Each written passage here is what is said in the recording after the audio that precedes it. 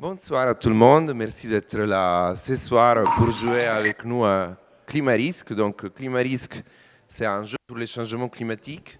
L'idée de ces jeux qu'on a développé avec un financement de l'Université Paris-Saclay et grâce au soutien du CNRS, c'est de comprendre la complexité du système climatique en prenant des décisions sur ce qui nous concerne aussi dans la vie de tous les jours. Donc, vous voyez, il y a des places qui ne sont pas très confortables. Hein. Donc, on va vous appeler à jouer avec nous, 4 personnes. Il y a un coussin pour le Premier ministre, bien évidemment, ou la Première ministre. Et donc, avant de faire ça, je vous explique quand même quelque chose de base sur les changements climatiques et aussi sur l'idée du jeu. Donc, pourquoi on dit que le climat, c'est un système complexe? Qu'est-ce que ça veut dire climat comme système complexe? En fait, quand on parle du climat, ce n'est pas la même chose que la météo. La météo répond à la question comment je m'habille demain, et le climat répond plutôt à la question comment je construis ma maison. Donc, ou comme je construis une infrastructure. Donc, est-ce que c'est suffisant de venir à Paris demain et de voir qu'il fait moche et qu'il fait 3-4 degrés pour dire que je dois faire les toits qui résistent à 60 cm de neige ou je ne sais pas quoi? Non, bien évidemment que non. Il faut observer. Venez, il y a la place là devant, ne restez pas. On ne vous mange pas ici. C'est pas plus chaud que. Voilà. Donc, l'idée, c'est vraiment de regarder l'atmosphère, mais pas que, sur des échelles plus longues. Donc, dans le climat, pour répondre à la question comment je construis ma maison ou comment je construis une autoroute, on a besoin de connaître tout ce qu'il y a dans cette image. Parce que je ne veux pas construire ma maison de la même façon si elle se trouve à 2000 mètres d'auteur sur les montagnes ou à côté de l'océan. Et je veux pas, j'ai besoin de savoir s'il y a des rivières à côté, s'il y a des océans, s'il y a des forêts. Donc, toutes ces informations sont importantes. Mais qu'est-ce que c'est, en fait, d'un point de vue maintenant de physique, qui est différent entre l'atmosphère, l'océan ou, par exemple, la Terre? Bah, vous voyez, c'est des objets très différents. L'atmosphère est très volatile, est très légère. Donc, tout ce qui est mouvement atmosphérique, ça se passe en quelques secondes jusqu'à quelques jours. Vous voyez là, par exemple, les prévisions météo sur les chaînes télé. Vous avez les cyclones, les dépressions qui bougent, et donc ils traversent la France. Ça dure environ 2-3 jours. Donc, demain, on va voir une dépression qui arrive, on va voir du mauvais temps. Elle va continuer lundi, et après, elle va passer mardi. Donc, c'est ces échelles de temps. Est-ce que vous savez, bon, donc l'eau qu'on a dans les océans, ce n'est pas du tout la même chose. Est-ce que vous savez combien de temps ça prend pour faire un tour de l'océan? Si je suis une particule d'eau et je veux me balader dans l'océan, combien de temps ça me prend? 1000 ans, au moins 1000 ans. Donc, c'est énorme. Ça veut dire qu'on ne connaît pas, même à l'état actuel, et on n'a pas de mesures des bouées, de tout ce qu'on peut inventer, qui ont fait le tour de l'océan. Donc ça, c'est un problème. Et pour la Terre, vous savez, la lithosphère, ce qu'on appelle la lithosphère, donc les continents, sont encore plus lents, mais ils bougent. Donc, ils ne sont pas dans la même configuration que quand il y avait les dinosaures, par exemple. Ils continuent à s'éloigner. Donc, tout ça ajoute la complexité dans le climat. Mais cette complexité est encore plus augmentée par le fait que nous, on est dans le système climatique. Donc nous aussi, on est dans la biosphère, on est vivant, et on peut influencer le climat grâce à les émissions de gaz à effet de serre. Comment ça? Donc, l'effet de serre, est-ce que c'est quelque chose de négatif? Non, pas vraiment, c'est quelque chose qui permet la vie. Donc qu'est-ce que c'est cet effet de serre? Nous, on a une source d'énergie qui est le soleil, et qui nous envoie de la radiation visible et UV surtout. Donc, cette radiation UV, elle est captée en partie par un gaz qui se trouve dans l'atmosphère, qui est l'ozone. Donc, l'ozone, c'est le premier gendarme qui dit à la radiation UV, attention, je ne te laisse pas passer, j'ai interagi avec toi, je te fais une amende, et je te renvoie un peu dans l'espace et moi je me réchauffe. En fait, la stratosphère est chaude par rapport à la haute troposphère. L'autre radiation arrive sur Terre comme radiation visible et est remise dans l'espace comme radiation. Nous, est-ce qu'on est visible? Bon, on se voit parce qu'on a la lumière, réflexe et tout ça, mais nous, on n'est pas visible la nuit, vous êtes d'accord? Au moins que vous allumez vos amis avec du feu, ce que je vous déconseille pour des raisons légales. Nous, on n'aimait pas dans le visible, on aimait plutôt dans l'infrarouge. L'infrarouge, donc, essaye de sortir de l'atmosphère, mais elle est captée, la radiation infrarouge, par qui? Par la CO2, par exemple. Donc, c'est un autre type de gendarme qui arrête que la radiation infrarouge et, pareil, la renvoie un peu sur Terre et donc ça fait réchauffer. Quand on a la chimie qui interagit avec la radiation, c'est de la chaleur. Donc, ce n'est pas que la CO2, mais c'est aussi les méthanes, les chlorofluorocarbures, plein de choses, plein de gaz. Donc, est-ce que ça a un effet sur la température de la Terre? Oui. Donc, vous voyez là, par exemple, on a des séries très belles aux États-Unis, mais aussi en Europe, sur la montée de la CO2. Donc, ça monte et on est passé de 310 à 400 ppm parties par million. Et tout ça, c'est démontré depuis maintenant plus que 30 ans. Ça fait monter la température. Jusqu'à maintenant, on est déjà à 1,5 degré plus en France. Donc, on a déjà dépassé l'accord de Paris. Vous vous souvenez de cette histoire de... Ouais. Bon. Et si on continue sur la mauvaise pente, on va augmenter encore plus la température de la Terre jusqu'à 4 degrés. Ou si on réduit les émissions, on reste plus ou moins sur une température qui est déjà plus élevée de 1,5 degrés, mais qu'on peut gérer. Donc, qu'est-ce que ça veut dire? Plus de 1 degré de plus, 2 degrés de plus, 4 degrés. Est-ce que c'est beaucoup? Bah, nous, on n'a pas l'impression que c'est beaucoup. Mais je vous dis, quand vous avez la fièvre, 4 degrés de plus, est-ce que c'est beaucoup? Oui, c'est beaucoup. Vous passez de 36 à 40. Donc, à 40, qu'est-ce qui arrive? Que vos systèmes, donc vos organes, les muscles, les poumons, tout commence à aller mal. La tête, on commence à faire des rêves bizarres. Voilà, donc pareil, pour la Terre, 1 degré de plus, 2 degrés de plus, ça déclenche des symptômes qui sont de plus en plus importants. Donc, par exemple, sur la nourriture, on a qu'à cause de la chaleur, la végétation s'adapte moins bien et donc on commence à perdre des cultures. On le voit aussi en France, tout ça. Hein. Avec l'eau, on a le problème qu'on va déjà faire fondre la glace, hein, donc faire monter les niveaux marins, mais aussi on va avoir des problèmes avec, encore une fois, l'agriculture, parce que les problèmes sont interconnectés. Et après, on a des problèmes avec les écosystèmes qui sont déclenchés aussi par les événements extrêmes. On a une vague de chaleur, qu'est-ce qui s'est passé cet été? Incendie. Donc les incendies brûlent des forêts. Bah, les forêts qui brûlent ne sont plus capables de capter la CO2 et donc on a des effets qui vont en cascade. Donc la complexité vient de ça et on essaye maintenant de l'explorer avec les jeux climat-risque. Donc dans le jeu climat-risque, on part en 2020 avec la concentration de CO2 de 400 ppm. C'est à vous de suivre une trajectoire écologique pour éviter de faire monter les événements extrêmes et donc d'aller dans la cata qu'on a vue dans les transparents précédents. Donc, je demande à 4 personnes de venir ici, ne soyez pas timides, et j'aimerais pour ce gouvernement avoir la parité de genre. Donc, si vous pouvez vous diviser, allez.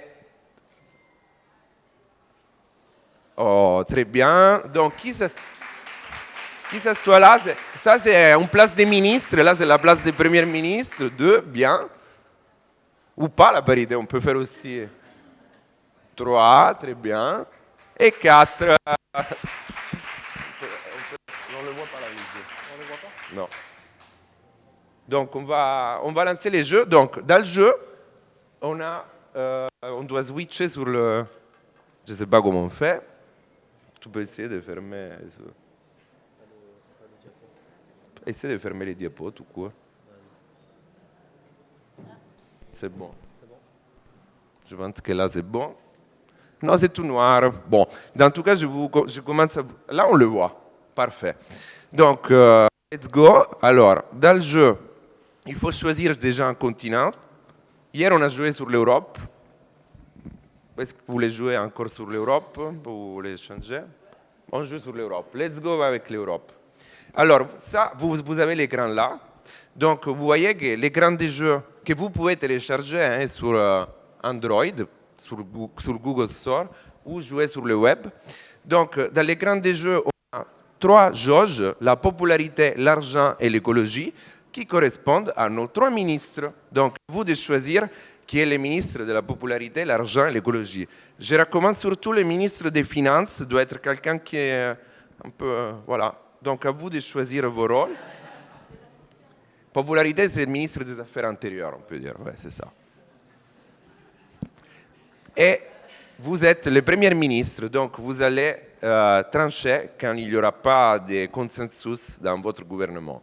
Donc, on va... j'ai besoin de savoir qui c'est vous, donc, sinon je vais vous assigner les rôles. Hein. Dans l'ordre, donc popularité, argent, écologie, premier ministre. Donc, dans le jeu, on passe des cartes. On passe la première. Et donc, ça, c'est le tutoriel. Les cartes nous posent des questions sur des choix qui vont influencer les 3 jauges. Chaque carte qu'on passe, ça fait aussi passer le temps d'une saison. Donc là, on commence au printemps 2020. Et le tutoriel nous invite à dire oui à l'installation des panneaux solaires. Mais qu'est-ce qui va se passer si on le fait? Donc, il faut parler là, attention. Hein. Est-ce que ça va augmenter la popularité ou... Les panneaux solaires, je pense. Voilà, Que ça va augmenter. On va voir la popularité, l'argent, ce que va se faire. Et bah, ça va faire rentrer de l'argent, dépenser de l'argent pour niveau écologique. Et l'écologie? Ça va permettre des économies d'énergie.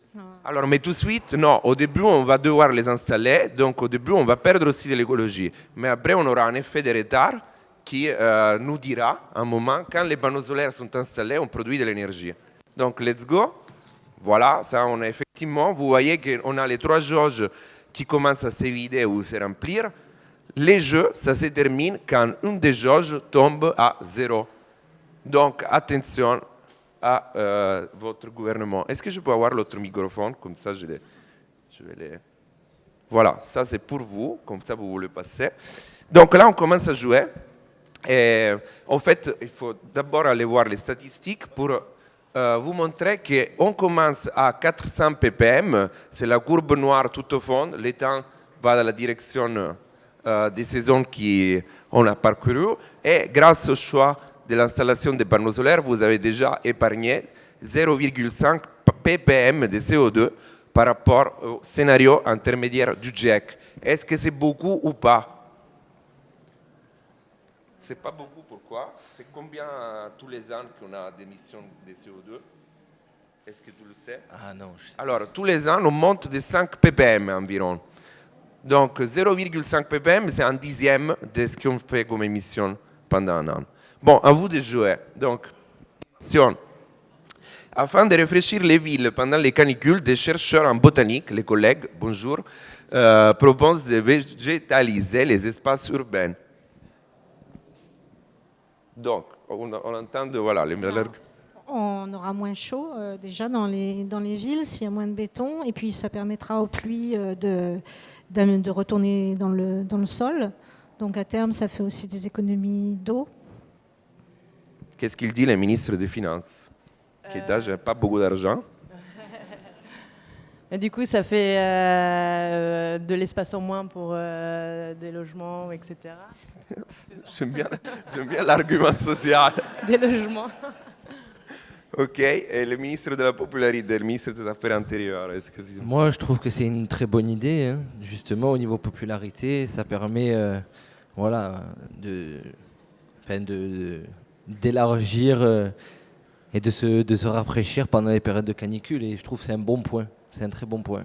Alors, Premier ministre, on a 2 oui et un non. Qu'est-ce qu'on fait?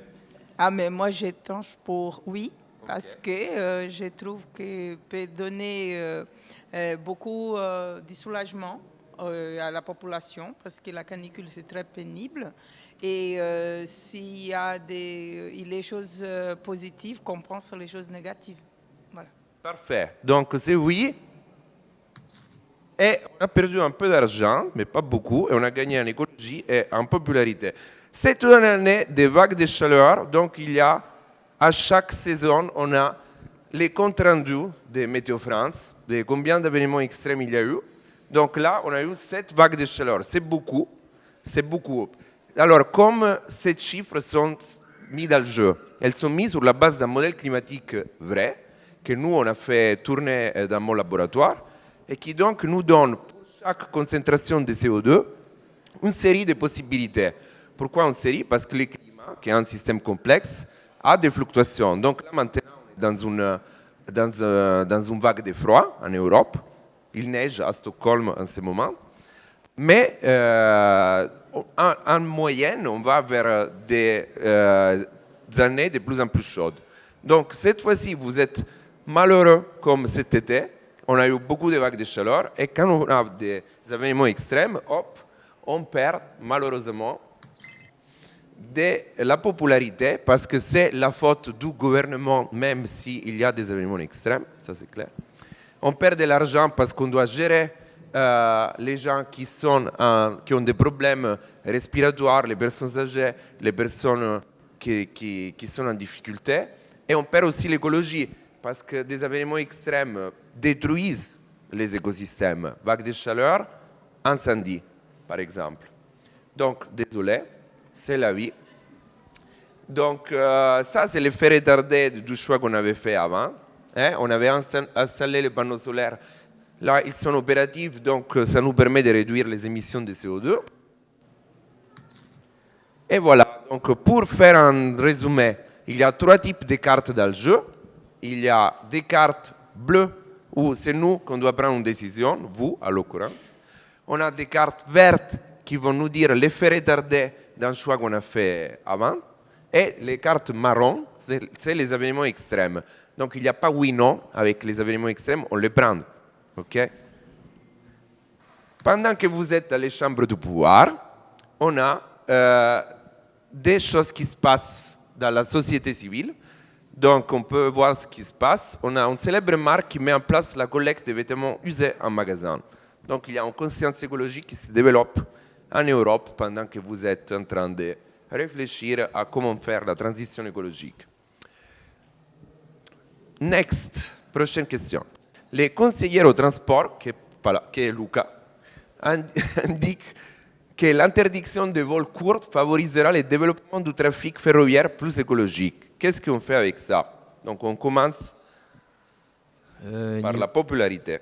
Niveau popularité, ça ne nous arrange pas vraiment, parce que justement, on va interdire les vols courts, donc ça va, voilà, au niveau popularité, ça va déranger certaines personnes, donc c'est un mauvais choix pour moi. Par rapport à l'argent, il faudra entretenir tout ce qui est voies ferroviaires, dont la SNCF. Donc ça pourrait être, puis développer peut-être des plus petits réseaux aussi de proximité, rouvrir certaines gares, donc ça peut être peut-être plus intéressant. On pourrait aussi, au lieu de les interdire, augmenter considérablement les prix, par exemple les multiplier par 10, et voire 15 ou 20, et financer comme ça des trains moins chers. Et voilà, ça pourrait peut-être inciter aussi les gens à prendre plus le train, parce que le train est cher. Les premiers ministres, ils ne sont pas vraiment tous d'accord. Moi, je pense que c'est plutôt, j'ai raison, je trouve qu'elle a raison, parce que il faut trouver des moyens de diminuer ce type de trafic, parce que pour la planète, ce n'est pas bon. Et en même temps, c'est difficile pour la population, je sais, mais si on donne des meilleures conditions, d'autres moyens de transport, on va s'habituer à remplacer. Ok, donc oui ou non? Non. Non. Oui, Ah, Pour interdire, c'est ça. pour interdire, Oui. parce que la question c'était, ok, donc on va interdire et, et on va pas perdre de l'argent, parce qu'effectivement, on va être gagnant, on va juste déplacer un transport sur un autre type de transport. Par contre, effectivement, les gens ne sont pas très contents. Donc cet hiver, on a une seule vague de froid en Europe, donc vous ne paierez pas beaucoup, mais il y a quand même une petite perte. Vous êtes très fort sur l'écologie, bravo. Donc on peut aller voir les statistiques. Est-ce qu'on peut voir un peu de statistiques? Voilà, donc vous avez déjà épargné à la planète 1,3 ppm de CO2, bravo. Et en fait, il y a un autre écran qu'on n'a pas encore regardé, deux autres écrans, mais surtout l'écran mission. Donc quand vous jouez chez vous, à Climarisque, vous pouvez jouer plusieurs fois parce que vous pouvez remplir toutes les missions du jeu, dont la mission qui est la plus aimée par tous les gens qui jouent, qui est la guillotine, bien évidemment. C'est ça. Bon, on revient au jeu. Donc la guillotine, c'est quand on perd pour la popularité, c'est ça. Alors, il est question d'exiger la conception des fondations des bâtiments avec des plateformes qui soient adaptées aux forces latérales des vents et des vagues. Donc, un changement climatique, on a de plus en plus de tempêtes et on peut avoir aussi la submersion parce que les niveaux marins montent. Donc, est-ce qu'on va renforcer les structures qui se trouvent pas loin du littoral avec des fondations plus adaptées? Moi, je pense que ça va un peu créer des problèmes et des conflits avec des sociétés qui se voient obligées justement de changer la conception de leurs bâtiments. Donc je pense qu'on va avoir des désaccords à ce niveau-là. Je pense que ça a des coûts assez importants, surtout que c'est amené encore à évoluer, donc c'est un peu jeter l'argent par les fenêtres. Je disais que c'était un peu gaspiller de l'argent parce que c'est censé, si par exemple le niveau de mer augmente et augmente, il faudra toujours reconstruire ou reculer, quoi. Moi, je crois qu'il faut plutôt protéger le littoral.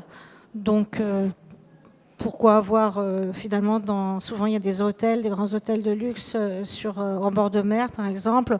Je ne vois pas pourquoi on renforcerait leur fondation et qu'on dépenserait de l'argent là-dessus. Donc non, plutôt non. Moi, je suis pour non. Pour le non. Donc vous êtes tous d'accord, toutes et tous d'accord pour dire non. Et donc les gens ne sont pas contents, surtout les gens qui habitaient près de la... Et vous avez perdu un tout petit peu d'argent parce qu'il y a des dommages qui vont se produire. Et donc vous allez quand même payer ces gens qui doivent se déplacer. Mais c'est un choix écologique parce qu'en fait... encore du béton, comme vous l'avez dit d'ailleurs, près du littoral va détruire l'écosystème marin. Donc vous avez la chance parce qu'il n'y a pas de sécheresse en Europe cette fois-ci. Donc là, quand vous n'avez pas d'événements extrêmes, vous récupérez des ressources parce que vous avez plus de temps pour vous préparer pour les prochaines saisons. Souhaitez-vous installer un réseau 5G sur tous les territoires afin d'améliorer les communications mobiles? Avant de vous donner la parole, il faut savoir que le secteur qui est plus en train d'augmenter les émissions de CO2, ce n'est pas les transports, parce que même dans les transports aériens, qu'on considère très polluants, il y a des efforts pour réduire, mais c'est ça, c'est les numériques. Le secteur du numérique, chaque année, monte les émissions de 7-8% au niveau mondial. Donc, il va overshooter, il va être plus fort à un moment que les transports. Et tout ce qui est streaming, tout ce qu'on regarde sur le téléphone, mais même sur l'ordinateur en streaming, est très gourmand en termes d'émissions de CO2 parce que ces fichiers ne se trouvent pas chez vous, ils sont ailleurs sur des serveurs qui doivent vous envoyer les données par les réseaux qui sont alimentés par de l'énergie électrique. Et donc, ce n'est pas juste l'énergie que vous dépensez chez vous pour regarder les films, mais c'est toute l'infrastructure qui vous amène les films ou les contenus, la musique chez vous. Voilà, donc qu'est-ce que vous voulez faire sur ça? Moi, bien évidemment, je suis pour. Voilà, parce que ça va permettre justement à toutes les personnes d'avoir un meilleur réseau, voilà, sur les appareils connectés, téléphones, tablettes, etc. Donc moi, je suis vraiment pour. Bah, moi aussi, je serais pour, parce que ça favorise forcément plus d'échanges et de profit, on va dire, quelque part. Alors, moi, je ne crois pas que c'est l'urgence. Je crois qu'il y a quand même déjà une bonne couverture de télécommunications. Peut-être qu'on peut équiper quelques zones qui sont des zones où c'est difficile, effectivement, mais pas un réseau 5G sur tout le territoire. Je pense qu'il faut dépenser l'argent ailleurs. Et alors, malheureusement, Premier ministre, cette fois-ci, le peuple a demandé un référendum, donc c'est vous qui décidez. Ouais. Est-ce que vous voulez la 5G ou pas? Est-ce que vous répondez honnêtement à cette question? Donc, levez les mains si vous voulez la 5G.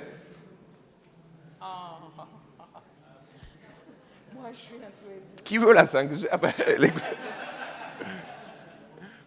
Les peuples décident que non, il n'y a pas besoin de 5G, donc Oui, vous ça, êtes c'est- dans la sobriété, c'est très bien, mais C'est le plus raisonnable. vous avez perdu en popularité. Ça tape fort le soleil chez vous, vous avez encore 5 vagues de chaleur cette année, donc on va voir voyons qu'est-ce que vous êtes en train de faire. Alors, selon un sondage, la préoccupation principale des jeunes est le changement climatique, effectivement, vous nous l'avez montré. Alors, voulez-vous restreindre l'utilisation des ressources publiques en eau pour des usages non essentiels, par exemple l'aménagement paysager, le lavage des voitures, le remplissage des piscines, etc. Alors ça, on l'écrit la carte avant cette idée, je précise. Moi, je veux justement pas restreindre, parce que j'aimerais laver ma voiture autant que j'en ai envie et remplir ma piscine comme je le souhaite. Mais tu es ministre, hein? C'est pas que pour toi. Et je parle au nom de tous les gens, justement. Je pense que ils se verraient pas justement pouvoir remplir leur piscine à leur guise. Donc, je pense que c'est un mauvais choix de restreindre l'utilisation de ces ressources. Ce serait plutôt un bon choix, je dirais, de limiter. Comme ça, les gens feraient des économies, ils pourraient dépenser différemment, enfin, sur d'autres secteurs, leur argent. Alors, je crois qu'il faut limiter et peut-être à la place aménager plus de parcs publics et développer les autres modes de transport que les voitures. Et voilà. Et moi, je suis d'accord avec elle aussi. Et moi, je pense qu'il faut arrêter de gaspiller, de vivre en train de satisfaire tous nos désirs comme ça. Il faut apprendre, voilà, il faut vraiment apprendre à revenir un peu au Moyen Âge là. Madame la Première ministre, on va bien dire. Oui, voilà, on a récupéré des ressources, effectivement, comme vous l'avez dit, parce que ça nous permet de ne pas gaspiller l'eau et de l'utiliser pour l'agriculture, pour les choses où après on peut récupérer de l'argent pour l'économie. On est à l'automne, il y a 2 inondations en Europe, c'est pas beaucoup. Alors, voyons un peu la situation de notre gouvernement. Les ministres de la popularité, c'est un peu en difficulté, et les ministres des Finances aussi. L'écologie, voilà, on est très content de vous. Alors, est-ce que vous voulez interdire l'arrachage de la végétation naturelle des dunes et des pentes? Donc, pourquoi ça? Parce qu'en fait, si on le fait, les collines vont être moins résistantes à chaque fois qu'il pleut, et donc ça risque de faire des dégâts, et les falaises pareil. Donc, si on arrache de la végétation naturelle et on met du béton, ça ne va pas trop pour la nature. Donc, qu'est-ce qu'on fait sur cette carte? Moi, justement, je suis pour interdire l'arrachage, parce que voilà, je pense que ça va causer pas mal de problèmes et de conflits à ce niveau-là pour certaines personnes, que ça va déranger de voir leur paysage dénaturé. Donc moi, je suis pour interdire. Moi, c'est pareil, je suis pour interdire, parce que ça, forcément, il va falloir ensuite bétonner et, pour pouvoir éviter le littoral de reculer. Donc, ça, c'est, on va dire, des économies de fait. Oui, je suis pour l'interdiction aussi. Et moi aussi. Très bien, là on n'a pas eu beaucoup de doutes, donc voilà, on a gagné en popularité. En écologie, on n'a pas perdu d'argent. On a eu 2 vagues de froid en Europe cette fois-ci. On peut faire un point sur les émissions. Donc on est à moins 2,3 ppm. Donc vous avez joué 2 ans et vous avez déjà épargné l'équivalent de 6 mois des émissions de CO2. Donc bravo. Très bien. On continue. On a encore quelques minutes. Alors, pour compenser les émissions de CO2, les associations écologiques, dont Luca est président, proposent de planter des arbres. Est-ce qu'on plante des arbres? Qu'est-ce que ça fait de planter tous ces arbres? Moi, je trouve que c'est bien justement de planter pas mal d'arbres. Voilà, déjà au niveau paysage, c'est une bonne chose. Après, est-ce que ça va pas déranger certaines personnes d'aller planter des arbres? Faut voir aussi. Je pense que c'est réalisable parce que c'est pas des gros frais, on va dire, pour planter des arbres. Après, ouais, je suis assez pour ce projet. Oui, moi je suis pour aussi, pas que des arbres, des haies, des plantes, des petites plantes, voilà. Oui, moi je suis pour. Et en plus, on peut dépenser encore moins d'argent si on mobilise et sensibilise la population pour le faire gratuitement. Et voilà. Ok, intéressant. Alors, sur les arbres, je vais vous dire 2 choses, on va les faire. Alors, une chose qui est vraiment, c'est vraiment bien d'avoir des arbres, surtout en ville, parce que par exemple, pendant les vagues de chaleur, ça nous permet de rafraîchir les villes et donc de baisser la température de façon naturelle. Par contre, si on doit regarder au niveau des changements climatiques, est-ce que ça nous fait baisser les émissions de CO2 ou pas? Oui, mais ça dépend comment on le fait. Si on va planter des forêts, toujours le même type d'arbres, donc dans une zone où il y avait de la biodiversité, non, ce n'est pas vraiment ça qu'il faut faire. Donc juste planter des arbres pour planter des arbres, ce n'est pas une bonne idée pour le changement climatique. Les projets qu'on a maintenant ont évolué, donc il y a de plus en plus d'associations qui plantent des arbres, mais en respectant la biodiversité. Et donc ça va aider à renforcer les forêts, la biodiversité aussi, à lutter contre le changement Ça climatique. fait partie de la sensibilisation, ça. Voilà, Voilà. donc Voilà, c'est il faut très montrer bien. ça. Merci gouvernement pour ce choix. 0 vague de sécheresse en Europe. Donc vous récupérez un peu de... Ah, alors, une start-up demande une autorisation pour développer le tourisme spatial avec des vols en orbite autour de la Terre. Donc qu'est-ce que vous voulez faire sur ça? Moi, je trouve que c'est une très bonne idée. Parce que le tourisme spatial, justement, voilà, on sait que ça va intéresser certaines personnes. Donc, je trouve que c'est une très bonne chose. C'est visiter des terrains connus, donc c'est très, très bien. Ouais, là, il faut beaucoup d'argent, ouais. Donc, je sais pas si c'est vraiment très malin de mettre beaucoup d'argent dans ce projet. Ça va rapporter de l'argent, mais après, de là, ouais, ça va rapporter beaucoup d'argent, mais pas, ouais, il va falloir développer plusieurs navettes pour que ça engendre beaucoup d'argent. Coupez-leur la tête. Radicalement contre.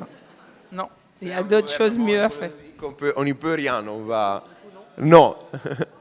Ok, on a encore perdu un peu d'argent, mais les gens ne sont pas contents parce que tout le monde rêvait d'aller dans l'espace, même si ça coûtait un peu cher. Alors, sur ça, je veux quand même vous dire qu'à chaque fois qu'on envoie une fusée dans l'espace, n'importe laquelle, malheureusement, même si c'est des fusées pour la recherche, on est en train de polluer l'autre atmosphère.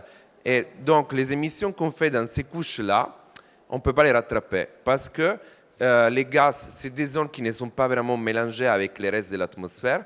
Donc, ce qu'on fait au niveau de la stratosphère, donc au-delà des 10 km d'auteur, et de la mésosphère, reste. Donc, à chaque fois, il faut qu'on réfléchisse bien à les choses qu'on envoie dans l'espace. 2 vagues de chaleur en Europe, donc c'est bien. Ah, vous avez planté des arbres, vous vous souvenez? Bon, donc... il pousse et il permet de capter davantage de CO2 et parfait. Et on peut voir qu'est-ce qui se passe avec les habitants. Donc des fermes urbaines s'installent sur les toits des centres commerciaux, très bien. Donc ça c'est pour les gens indépendamment de vous. On reste en ville, peut-être pour la dernière question, parce qu'après on doit aller vers... on a commencé un peu plus tard, mais on va faire un retour d'expérience de ce qu'on a appris. Donc les habitants des grandes villes réclament que les voitures les plus polluantes soient interdites de la circulation. Donc cela va impacter la circulation des populations périphériques, mais aussi des gens qui sont moins riches parce qu'ils ne peuvent pas se permettre d'acheter une nouvelle voiture. Donc qu'est-ce qu'on fait? On les interdit pas, justement, parce que voilà, ça va contraindre certaines personnes à changer de voiture et c'est pas prévu. Donc on n'interdit pas justement et on laisse comme c'est. Moi, je suis assez pour, parce que ça oblige les gens justement à changer leur voiture et acheter de nouvelles voitures et faire remonter l'économie. C'est un sujet compliqué. Soit on aide les gens à acheter des voitures qui polluent moins, soit on construit beaucoup de parkings en périphérie, et beaucoup de transports en commun dans la ville, dans le centre. Donc moi, je serais évidemment, en tant que ministre de l'écologie, je pense qu'il faut aider les gens à acheter des véhicules non polluants, construire des zones de délestage aux entrées des villes et puis des transports en commun ensuite. Mais je suis 100% d'accord avec le ministre de l'écologie. Donc, qu'est-ce qu'on fait? On interdit ou pas? Oui. Mais il faut aider on va gens. interdire. Le ministre des Transports, qu'est-ce qu'il dit de ça? Non, je ne suis pas très d'accord. Bah, donc, vous voyez que là, il y a certains choix que, bon, c'est bien pour l'écologie, mais ça crée une différence entre la population.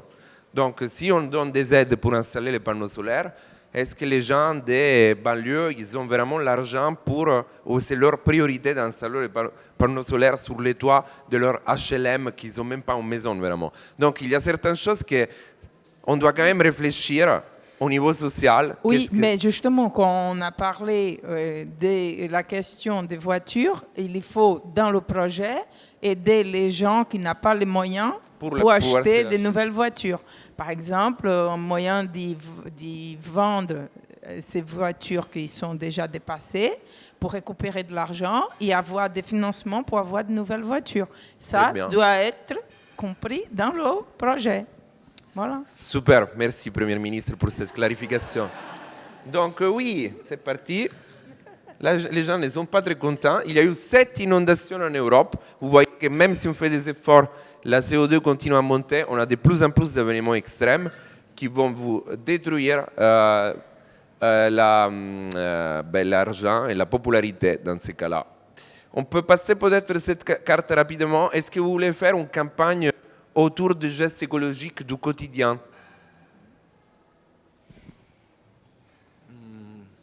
Ça dépend. Les ministres de la popularité commencent à sentir un peu la maison cramée. Ça, c'est facile, même pour la popularité. S'il est contre, alors il faut qu'il parte. Hein. Alors là, c'est pas possible. Ah non, c'est facile, ça. Alors, tu es contre? Alors, tu es contre?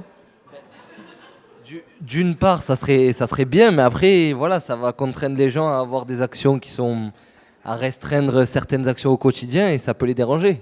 Mais c'est l'éducation. Il faut donner le plaisir aux gens de faire ça. C'est pas possible. Et il va y avoir une partie des personnes qui seront pour et d'autres contre. C'est...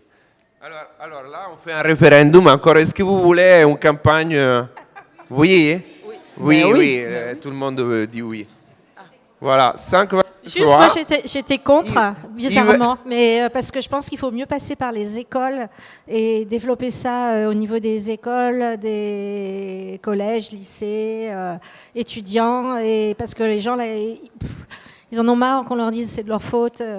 Très bien, voilà. Effectivement, c'est bien de faire ces campagnes. On a 5 vagues de froid, un hiver plutôt froid.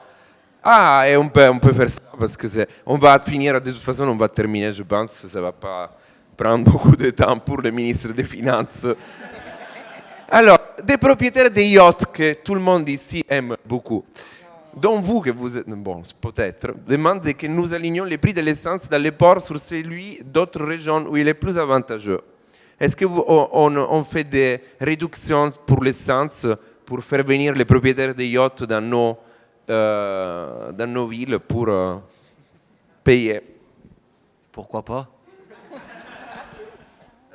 Bah, je dirais oui, après ça touche une faible partie de la population, donc je ne sais pas si c'est très rentable.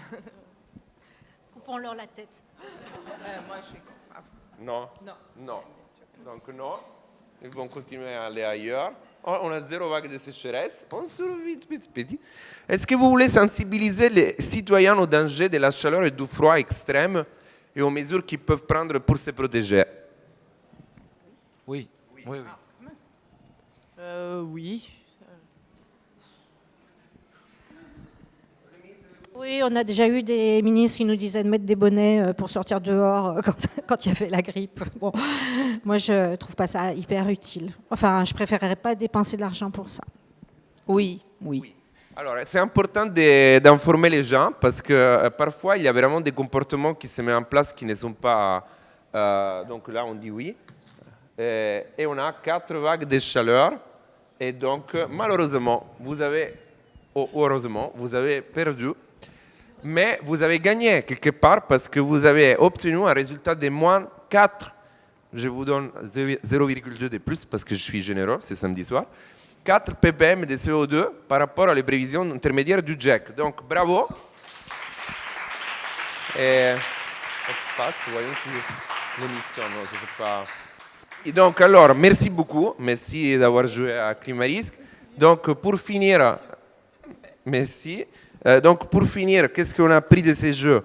Que parfois, on a toujours envie de faire des choix écologiques, mais parfois c'est compliqué parce que si on n'a pas beaucoup d'argent, qu'on l'a investi sur des choses qui semblaient écologiques, mais ça ne rapporte vraiment pas beaucoup en termes de réduction des émissions, on n'a pas beaucoup d'argent, on reste coincé. Est-ce que ça vous rappelle quelque chose? Genre la crise énergétique qu'on est en train de vivre en ce moment. Donc effectivement, on doit quand même garder un peu d'argent pour l'adaptation, pour avoir une marge, pour faire les vrais investissements écologiques. Donc qu'est-ce que nous apprend aussi les jeux? Que c'est compliqué parce qu'une fois on n'a pas d'événements extrêmes, une fois on en a beaucoup. Donc on a une variabilité importante du climat qui augmente avec les changements climatiques. Et les choix qui sont les plus importants, vous l'avez vu, c'est les choix énergétiques.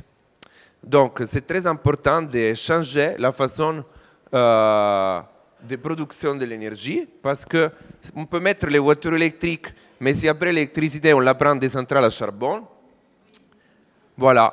Donc, effectivement, il faut réfléchir en tant que citoyen dans ce jeu à quels sont les choix. Donc, on va finir sur les QR codes. C'est ça, s'il vous plaît. Donc, ça, c'est un questionnaire qu'on fait pour vous que vous avez joué. Donc, ça nous permet de faire une publication scientifique sur les jeux Climarisque.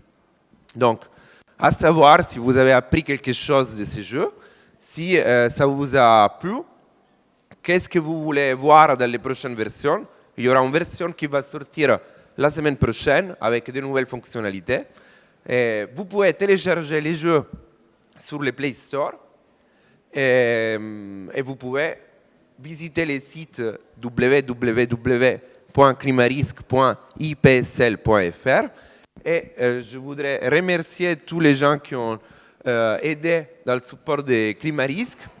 La liste est longue, mais surtout Luca, qui travaille avec moi à ce jeu depuis désormais un an.